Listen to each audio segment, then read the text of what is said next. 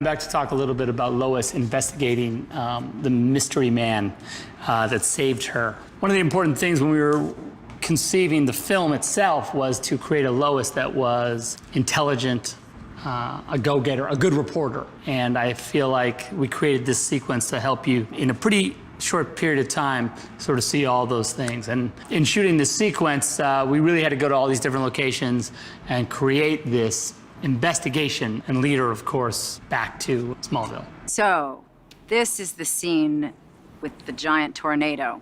Kevin Costner notices that there's a serious storm brewing, and these blowers are going off with fans. There's a jet engine blowing us. We're all in it together. We're all thrown into this moment of absolute horror together, screaming and shrieking, and then there's a cut, and the wind stops, and everybody, goes and gets their snack. And, my daughter was visiting that day, and I was like, "Hi, honey." It's just so surreal.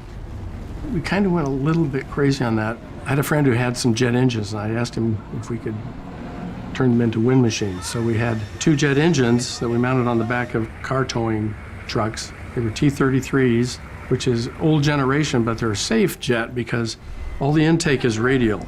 It was fun. It was a lot of the background stuff that we got to do. Oh, and we had cars too that would move and go up and down.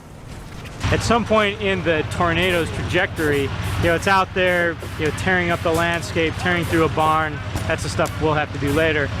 And then in this particular moment, it starts picking up cars off the freeway and throwing them into the air. And one actually comes, bam, right down on Kevin's car. 1, drop.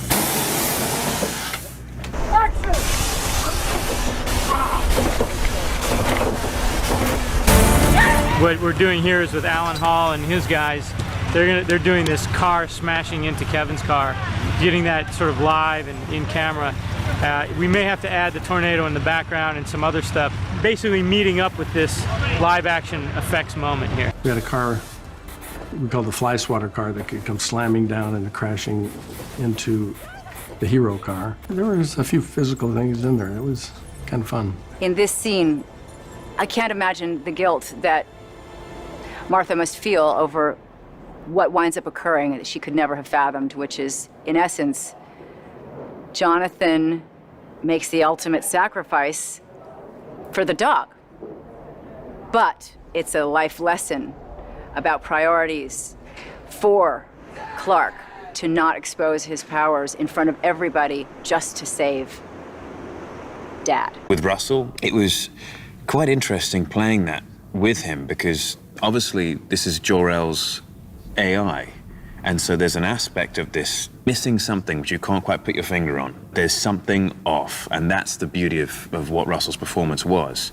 It's very much the workings of Jor-El's mind when interacting with his son, but at the same time there's this funny distance, which I thought Russell played perfectly. And there's this wonderful connection and sense of destiny and fate in the Jor-El character, which Russell brings really well. And it was, again, very easy to feed off that when in those key moments of understanding that everything's gone to the one thing I have is this Jor-El AI, who at one stage I forget is actually an AI and is not actually my father in flesh and blood. And yet he still gives that sense of powerful emotion. Russell does that wonderfully. We see the aftermath of the incredible violence that has struck our farm from the alien invasion.